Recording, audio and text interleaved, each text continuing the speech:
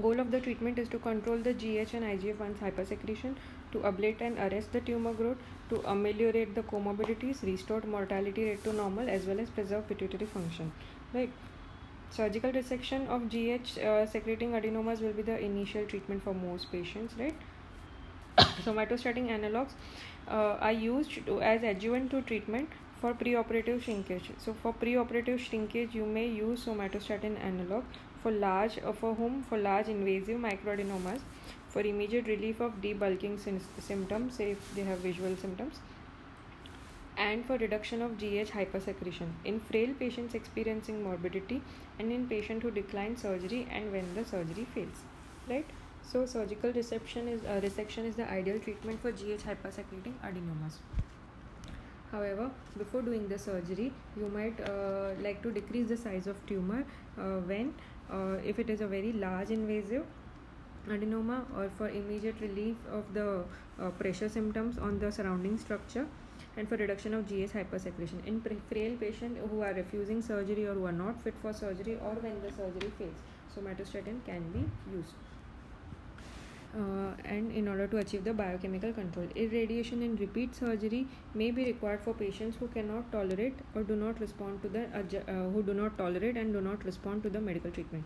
High rate of late hypopituitarism and a slow rate, that is 5 to 15 years, are the main disadvantages of radiotherapy. So radiotherapy of disadvantage of radiotherapy is there is more rate of late hypopituitarism, late and slow, that is 5 to 15 years after radiotherapy. Irradiation is also relatively ineffective in normalizing the IGF-1 levels.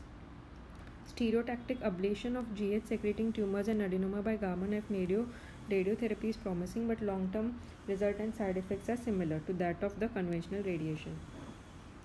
Somatostatin analogs may be required while awaiting full benefits of radiotherapy. Systemic comorbid sequelae of acromegaly like cardiovascular disease, diabetes, arthritis should be managed aggressively. Mandibular surgical repair may be required. Now surgery. So how will you do? Transsphenoidal surgical resection by an experienced surgeon is performed. It is a primary treatment for both micro as well as macro adenoma. Micro में the revision rate is more than the macro. Soft tissue swelling improves immediately after tumor resection. GH levels return to normal within an hour. GH levels return to normal within an hour. Okay. And IGF-1 levels are normalized within 3 to 4 days. Let me highlight this. After surgery, transsphenoidal resection, the GH level becomes normal within 1 hour and IGF level within 3 to 4 days. In 10% of patients, acromegaly may recur several years after apparent successful surgery. Okay. After many years, they may again have features. कुछ एक आधा cell छूट गया रहेगा, margin clean नहीं रहेगा तो. Hypopituitarism develops in 15% of patient after surgery. Of course तुम निकाल दोगे and good tissue भी ले लिया तो hypopituitarism हो जाएगा. Somatostatin analogs. Somatostatin analog exert the therapeutic effect through SSTR2 and SSTR5 receptor. We read regarding this receptor even while we were discussing the general somatostatin, that it has 5 types of receptors. So type 2 and type 5 are the main. Okay, both of which are expressed in the GH secreting tumors. Octreotide somatostatin analogs are, one is octreotide acetate. It is an 8 amino acid somatostatin analog. In contrast to native somatostatin, the analog is relatively resistant to plasma degradation. Okay, octreotide acetate. It is resistant to plasma degradation. It has a 2-hour serum half-life and possesses 40% greater potency than native somatostatin to suppress the growth hormone. It is administered by subcutaneous injection beginning with 50 microgram TDS. The dose can be increased gradually up to 1500 micrograms per day. It suppresses the integrated GH level and also normalizes IGF-1 level. Okay, like we told you, in 60% of the patient. Radiation therapy does not normalize IGF-1. Surgery does and octreotide does. Okay, let me just highlight the dose. First of all, it is more resistant to plasma degradation. It has 40 times greater potency. Subcutaneous injection 50 microgram TID, increase up to 1500 micrograms per day. It normalizes both GH and IGF. The long-acting somatostatin, next is long-acting somatostatin depot formulation, octreotide and lanreotide. These are long-acting. Octreotide acetate is short acting ना 3 time देना पड़ रहा है. Long acting depot formulation दे सकते हैं octreotide and lanreotide. They are preferred in medical treatment of patient with octreotide LAR, octreotide with lanreotide. It is a sustained release long acting that in which long acting formulation of octreotide incorporated इसमें microspheres होते हैं that sustain the drug level for several weeks after intramuscular injection. So GH suppression occurs for as long as 6 weeks after 30 milligrams intramuscular injection. तो ये अच्छा है ना, once in 6 weeks में भी you can give. Long term monthly treatment sustains the GH1 and IGF-1 suppression and reduces the pituitary side. Lanreotide autogel, that is next. And one is octreotide LAR we studied. Octreotide LAR, which is octreotide plus lanreotide. Okay, and next is lanreotide autogel. Okay, so regarding octreotide are sustained release long acting, उसमें microspheres of octreotide होते हैं. So let me just 6 weeks after 30 mg intramuscular injection तक रहता है तो monthly treatment देना, right? Lanreotide analog is a slow release depot somatostatin preparation. It is a cyclic somatostatin octapeptide that suppresses GH and IGF secretion after इसका 60 mg subcute injection है. ठीक है, इसका भी लॉन्ग टर्म है 4 to 6 weeks. ठीक है, उसका 30 mg है, इंट्रामस्क्यूलर है ऑक्ट्रियोटाइड वाला. लैंड्रियोटाइड ऑटोजेल और भी अच्छा है, सबक्यूट इंजेक्शन है, एवरी 4 to 6 week दे सकते हैं. Controls the GH hypersecretion in about 2/3 of patient and improves the patient complication because of long term interval required between the drug injection. Okay, rapid relief of headache and soft tissue swelling occurs in 75% within days 2 weeks of somatostatin analog injection. Most patients report symptomatic improvement including amelioration of headache, perspiration, obstructive apnea, cardiac failure. For those resistant to octreotide, okay, this is another third thing, pasireotide. Pasireotide is preferential SS5 binding, SST5 binding. अगर they are resistant, somatostatin acts to SS number 2, somatostatin receptor 2 and 5. So of this, pasireotide is preferential type 5 binding. Side effect of somatostatin analogs, they are well tolerated in most patients. Adverse effects are short-lived, mostly related to drug-induced suppression. So they cause suppression of GI motility because it is somatostatin, right? And secretion. So transient nausea, abdominal dysfunction, fat malabsorption, diarrhea and flatulence. Okay, because it causes suppression of GI motility. Cholecystokinin release करता है something. So transient nausea, abdominal discomfort, fat malabsorption, diarrhea and flatulence.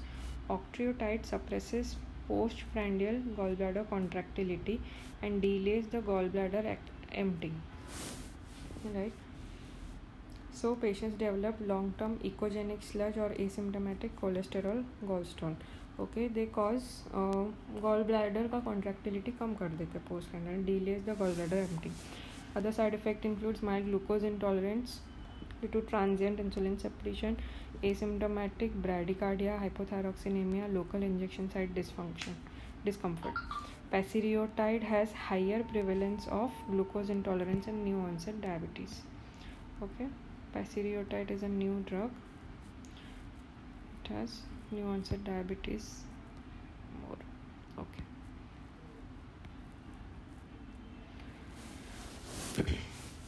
So side effects are all GI, transient nausea, abdominal discomfort, fat malabsorption, diarrhea, flatulence. Octreotide decreases the gallbladder emptying, so there may be cholesterol gallstones. Then glucose intolerance, asymptomatic bradycardia, local injection site reaction, hypothyroxemia, of which pasireotide is the maximum, glucose intolerant and new onset diabetes mellitus. Then there is GH receptor antagonist, dopamine agonist and radiation. GH receptor antagonist is pegvisomant. Okay, pegvisomant antagonizes the GH action by blocking peripheral GH binding to its receptor. Okay, consequently serum IGF-1 levels are suppressed, right, reducing the deleterious effects of excess exogenous glucagon. Pegvisomant is administered daily subcutaneous injection 10 to 20 mg and normalizes IGF-1 and GH level. Okay, daily subcutaneous 10 to 20 mg. However, remain elevated. GH levels, however, remain elevated as the drug does not target the pituitary adenoma. Right? Okay, it will just block the GH action. No, तो IGF-1 कम होएगा, ठीक है, GH high रहेगा. Side effects induce reversible liver enzyme elevation, lipodystrophy, injection site pain, tumour size should be monitored by MRI. ये GH को कम नहीं कर रहा है, ये सिर्फ उसको एक्ट नहीं करने दे रहा है. ठीक है, reversible liver enzyme elevation, lipodystrophy, injection. Combined treatment with, अगर मंथली सोमैटोस्टैटिन के साथ दोगे, combined treatment with monthly somatostatin and by weekly pegvisomant injection, weekly और बाई वीकली. मतलब सोमैटोस्टैटिन के साथ दोगे तो इसका डेली के बदले वंस वीकली हो जाएगा या ट्वाइस वीकली हो जाएगा. Has been effective in resistant patient. Okay, then is dopamine agonists, bromocriptine and cabergoline. They modestly suppress the GH secretion. Very high dose of bromocriptine, more than 20 mg per day or 0.5 mg per day for cabergoline is usually required to achieve modest GH therapeutic efficacy. Combined treatment with octreotide and cabergoline has additive biochemical control than either drug alone. So high dose will suppress the GH secretion also. Bromocriptine more than 20 mg per day, cabergoline 0.5 mg per day. Combined treatment with octreotide and cabergoline. Radiation, external radiation therapy or high energy therapeutic techniques are adjuvant therapy for acromegaly. Advantage of radiation is that the patient compliance with long term treatment is not required. हाँ, एक बार कर लो, हो गया. Tumor mass is reduced, GH levels are attenuated over time. However, 50% of patients require at least 8 years for GH to be suppressed. Oh, मतलब सबका इतना नहीं decrease होता है, 50% लोगों को टाइम लगता है कम होने को. This level of GH reduction is achieved in 90% of patient after 18 years but represent suboptimal GH secretion. 18 साल के बाद मैक्सिमम कम होगा. पेशेंट में require interim medical therapy for several years before attaining the maximum radiation benefits. Most patients also experience hypothalamic pituitary damage. Okay, leading to gonadotropin. हाँ, सब कुछ ही चला जाएगा ना, तो गोनेडोट्रोपिन भी कम हो गया, एसीटीएच भी कम हो गया, TSH डेफिशिएंसी भी हो गया विद इन 10 years. सो इतना अच्छा नहीं है. इन summary, surgery is the preferred primary treatment for GH secreting microadenomas. Okay, high frequency of GH hypersecretion after macroadenoma resection is usually necessitates the use of primary adjuvant and primary medical therapy. मतलब पहले तो surgery कर दो, surgery के बाद भी अगर ज़्यादा है तो फिर तुमको सोमैटोस्टैटिन और GH रिसेप्टर एंटागोनिस्ट वगैरह लगेंगे. पेशेंट अनेबल टू रिसीव और respond to the uni medical treatment may benefit from radiation.